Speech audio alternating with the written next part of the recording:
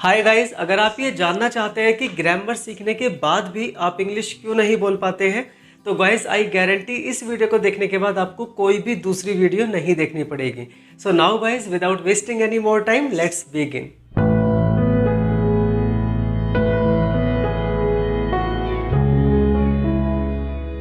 Welcome back to my channel Bittu's Amazing Classes Learn English with Bittu. For the new faces, this is Bittu back again with an amazing video on English. तो guys, मेरे teaching career में बहुत सारे students ने मुझसे ये question किया है कि जब उन्हें ग्रामर आती है तो वे इंग्लिश क्यों नहीं बोल पाते।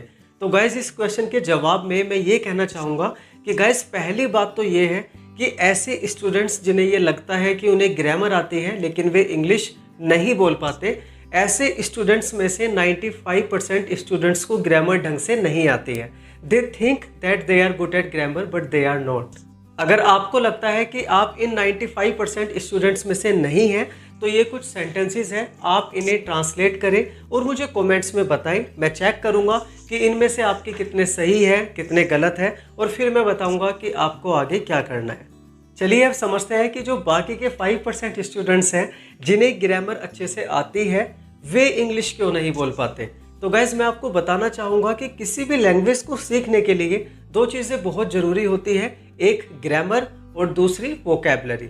ओके गाइज, इन दो चीज़ अगर आपके पास है तो आप कोई भी लैंग्वेज सीख सकते हैं, बात सिर्फ इंग्लिश की नहीं है। तो गाइज, ऐसे 5% स्टूडेंट्स जिनकी ग्रामर अच्छी है लेकिन वे इंग्लिश नहीं बोल पाते, इन लोगों के साथ प्रॉब्लम यही होती है कि इनकी ग्रामर तो अच्छी होती है लेकिन इनकी वोकैबुलरी अच्छी नहीं होती, और बिना वोकैबुलरी के ग्रामर बिल्कुल यूजलेस है। चलिए समझते हैं कि ऐसा क्यों होता है। मान लीजिए कि आपको ग्रामर आती है और आप किसी से इंग्लिश में बातचीत कर रहे हैं, और बातचीत करने के दौरान आपको एक सेंटेंस बनाना पड़ता है कि इससे मुझे खुशी होती है या मिलती है। ओके गाइस, और आप अब इस सेंटेंस को देखकर समझ जाएंगे कि ये सेंटेंस किस टेंस में है और इस सेंटेंस को बनाने के लिए कौन सा स्ट्रक्चर का यूज किया जाएगा। लेकिन अगर आपको ये नहीं पता कि सेंटेंस को बनाने के लिए इंग्लिश में कौन सी वोकैबुलरी का यूज होता है, तो आप इस सेंटेंस को गलत ही बनाएंगे। आप इस सेंटेंस की इंग्लिश बनाने के लिए या तो होने की इंग्लिश लिखेंगे या फिर मिलने की। इससे मुझे खुशी होती है, होने को क्या कहते हैं, इससे मुझे खुशी मिलती है, मिलने को क्या कहते हैं। जबकि गाइस, इस सेंटेंस की इंग्लिश बनाने के लिए ना तो मिलने की इंग्लिश लिखी जाती है इस सेंटेंस की इंग्लिश बनाने के लिए, और ना ही होने की इंग्लिश लिखी जाती है। इस सेंटेंस की इंग्लिश बनाई जाती है इट मेक्स मी हैप्पी या फिर it gives me happiness. Okay, it makes me happy, इसका मतलब है कि ये चीज़ मुझे खुश बनाती है, तो इसका मतलब हुआ कि इससे मैं खुश होता हूँ। ओके, दूसरा है इट गिव्स मी हैप्पीनेस, यानी कि ये चीज़ मुझे खुशी देती है। ओके, इसका मतलब वो ये चीज़ मुझे खुशी देती है, तो उसका मतलब क्या हुआ कि इससे मुझे खुशी होती है। तो देखा गाइस, ग्रामर आने के बावजूद भी आप इस सेंटेंस को इंग्लिश में नहीं बना पाए। ऐसा क्यों हुआ? क्योंकि आपको पता ही नहीं था कि इस सेंटेंस को बनाने के लिए इंग्लिश लैंग्वेज में कौन सी वोकैबुलरी का यूज़ किया जाता है। तो इसीलिए मैंने कहा था कि वोकैबुलरी के बिना ग्रामर खराब है, यूजलेस है।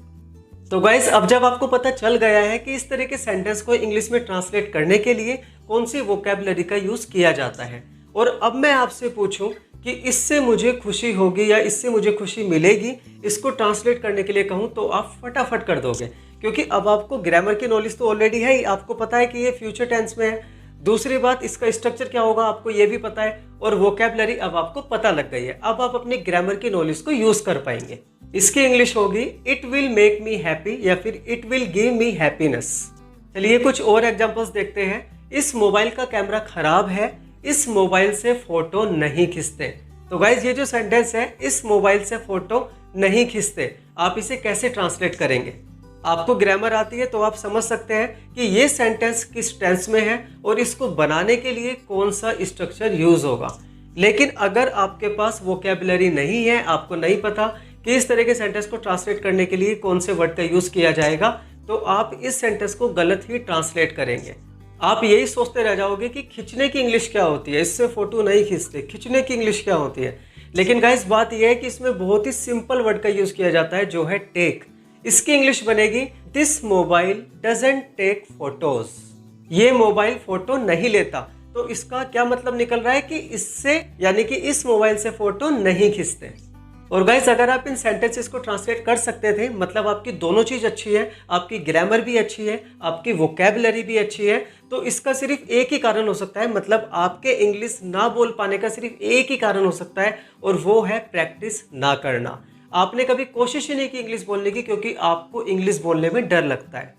देखो गाइस, फ्लुएंटली इंग्लिश बोलने के लिए ग्रामर की अच्छी नॉलेज होना और वोकैबुलरी का अच्छा होना ही काफ़ी नहीं होता। फ्लुएंटली इंग्लिश वो इंसान बोल पाता है जो किसी भी सेंटेंस को फटाफट ट्रांसलेट कर पाए, जिस इंसान को सही समय पर सही शब्द याद आ जाए। और ऐसा जब ही होता है जब आप प्रैक्टिस करते हैं। अगर आपको प्रैक्टिस करने से डर लगता है, मतलब इंग्लिश बोलने से डर लगता है, तो आप मुझे कमेंट करके बताएं, मैं इस टॉपिक पर भी आपके लिए बेस्ट वीडियो बना के दूंगा। Okay guys, that's all for today. Thank you so much for watching. अगर आपको वीडियो अच्छी लगी है तो गाइज प्लीज़ इसे लाइक करें और मेरे चैनल को सब्सक्राइब करके बेल आइकन को प्रेस करें और ऑल को सेलेक्ट कर लें। मैं फिर आऊँगा एक और इंटरेस्टिंग वीडियो के साथ। Till then take care and good bye.